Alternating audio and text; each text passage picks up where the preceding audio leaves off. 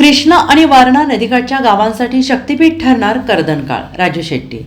सांगली जिल्ह्यातून जाणारा शक्तीपीठ महामार्ग कृष्णा आणि वारणा नदीकाठाच्या गावांसाठी कर्दनकाळ ठरणारा असल्याचा आरोप स्वाभिमानी शेतकरी संघटनेचे माजी खासदार राजू शेट्टी यांनी केली आहे.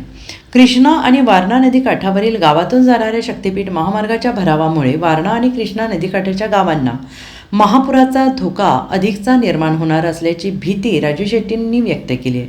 शक्तीपीठ महामार्गाच्या विरोधात राजू शेट्टींच्या नेतृत्वाखाली सांगलीच्या कर्नाळ येथे बाधित शेतकरी आणि ग्रामस्थांची बैठक पार पडली आणि यावेळी राजू शेट्टींनी शेतकऱ्यांशी चर्चा करत गावातून जाणाऱ्या शक्तीपीठ महामार्गाच्या जागेची पाहणी केली. सांगली कर्नाळ रस्त्यावर अशा ठिकाणी उभा आहे ज्या ठिकाणाहून शक्तीपीठ महामार्ग हा रस्ता क्रॉस करून जाणार आहे.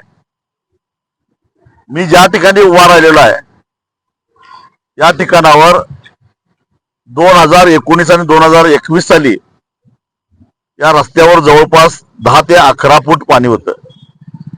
म्हणजेच याचा अर्थ असा आहे की हा शक्तीपीठ महामार्ग ज्यावेळी इथून जाईल त्यावेळी किमान 20 फुटाचा भराव या ठिकाणी पडणार आहे.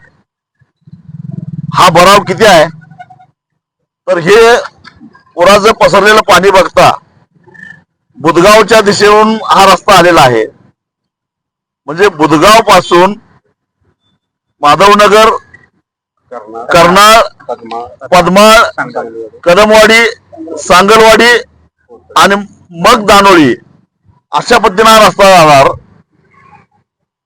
बुधगाव ते दानोळीचं प्राथमिक आरोग्य केंद्र हे MSRDC न या शक्तीपीठ महामार्गाचं जे रेखांकन दिलेलं आहे त्यावरून काढलेलं अंतर हे 15 किलोमीटर पडते.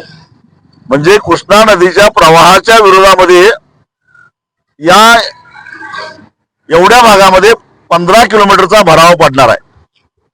मग महापूर काळामध्ये या भरावाचं पाणी कसं होणार, सांगली शहराचं काय होईल, सांगलवाडीचं काय होईल, कदमवाडीचं काय होईल, मौजे डिग्रज, कसबे डिग्रज, ब्रह्मनाळ, कर्नाळ, पद्माळ या गावांची अवस्था काय होईल, सांगली शहराची अवस्था काय होईल याचा विचार करा.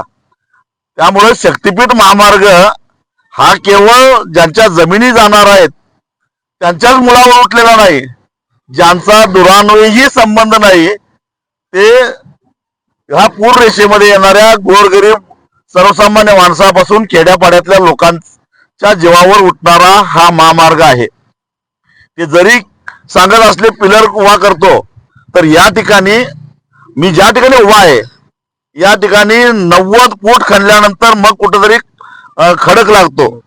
म्हणजे एवढं जमिनीच्या खाली पिलर बांधावं लागेल आणि मग वर बांधावं लागेल हे केवळ आणि केवळ अशक्य आहे.